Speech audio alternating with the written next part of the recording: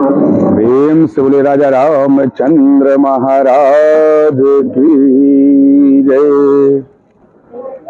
कल आप लोगों ने जो कथा सुनी राजा भानु प्रताप की, राजा भानु प्रताप के जो शत्रु थे जिनको उन्होंने युद्ध में पराजित किया था, वो वन में जाकर के रहने लग गए थे। प्रतिशोध की भावना से एक राक्षस माया रूपी सुअर का रूप बना करके राजा को भ्रमित कर दिया और वह वन में रास्ता भटक जाते हैं। वन में रास्ता भटक जाने के बाद राजा भानु प्रताप उसी शत्रु के यहां आ गए जो एक मुनि का रूप बना करके वन में रहते थे। राजा भानु प्रताप उनको नहीं पहचान पाए, लेकिन उस शत्रु ने उनको पहचान लिया और धर्म की बातों को बता बता करके उन्हें अपने वश में कर लिया कि यह करना उचित है या यह करना अनुचित है। इस बात को सुन करके राजा उनके वश में आ गए कि ये महात्मा है, और उन्होंने एक यह झूठ भी बोला कि जब से इस सृष्टि की रचना हुई है तब से मैं इसी अवतार में हूं और यही तपस्या कर रहा हूं। मतलब इतने युग परिवर्तित हुए, उससे मुझे कोई फर्क नहीं पड़ा, मैं वहीं का वहीं हूं। तो राजा को लगा कि ये तो बहुत पहुंचे हुए महात्मा हैं। उन्होंने बताया कि ब्राह्मण की महिमा के बारे में कि ब्राह्मण का जो कोप होता है या क्रोध होता है उससे आपको बच करके रहना चाहिए। आपको इस चराचर में कोई पराजित नहीं कर सकता। यदि कोई गलती हो भी जाए तो ब्रह्मा विष्णु महेश जो त्रिदेव हैं वो आपकी गलतियों को क्षमा कर सकते हैं। यदि आप गुरु या ब्राह्मण से वैर रख लेते हैं या उन्होंने आपको किसी प्रकार का श्राप दे दिया तो आपका बचना असंभव है। इस प्रकार बातें बताई। फिर उन्होंने कहा कि तुम्हें एक मैं ऐसा उपाय बताता हूं जिससे तुम्हारी सुरक्षा होती रहेगी। जब आप किसी से ऐसा कहिए तो स्वाभाविक सी बात हो, कहेंगे महाराज बताइए ऐसा क्या उपाय है।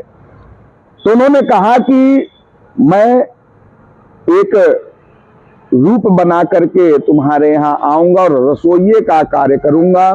तुम आसपास के सभी ब्राह्मणों को सपरिवार निमंत्रण देना और 1 वर्ष तक तुम सबको भोजन कराना।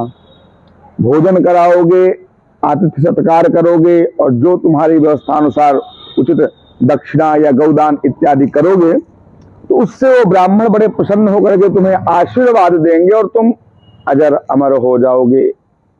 इस पृथ्वी पर तुम्हारा एक क्षत्र राज रहेगा।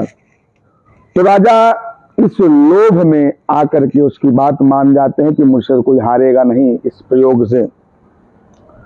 अब जो शत्रु रूपी वो तपस्वी थे उन्होंने एक राक्षस मायावी राक्षस की सहायता ली।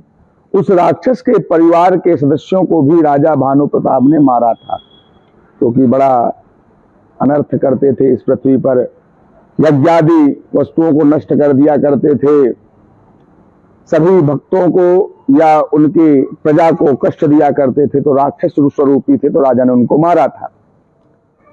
आज वो दोनों शत्रु एक हो गए और एक माया बनाई कि उस शत्रु रूपी तपस्वी ने कहा कि तुम आज यहां पर सो और मैं अपने बल के प्रताप से तुम्हें तुम्हारे घर पहुंचा दूंगा। जब सुबह तुम्हारी नींद खुलेगी तो तुम अपने घर पे रहोगे।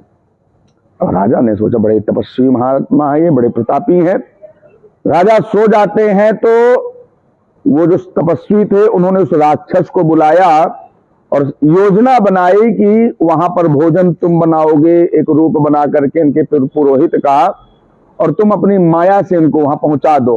तो उन्होंने एक माया से राजा को यहां से सोते हुए उनके महल तक पहुंचा दिया। जब सुबह हुई तो राजा ने जब अपने आप को वहां देखा तो उसका विश्वास और प्रगाढ़ हो गया कि वास्तविक में जो ये महात्मा मुझे मिले हैं ये बहुत ही प्रतापी हैं, बड़े तपबल वाले हैं। अब यहाँ राक्षस जो थे उन्होंने ब्राह्मण का रूप बनाया, उनके पुरोहित का रूप बनाया और वहां पर बहुत प्रकार के व्यंजनों को पकवाया गया। राजा को बोला गया कि आप आसपास के सभी पुरोहित ब्राह्मणों को बुलाइए और अपने यहाँ भोजन कराइए।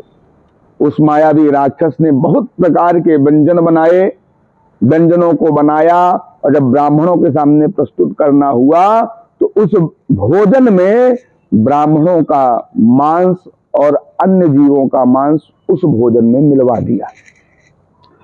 जब वो ब्राह्मणों के सामने वह भोजन परोसा गया तो उस मायावी राक्षस ने आकाशवाणी करा दी कि ब्राह्मणों ध्यान से सुनो, जो लोग भोजन कर रहे थे, कि तुम लोग इस भोजन को नहीं करो, नहीं इससे तुम्हारा धर्म भ्रष्ट हो जाएगा।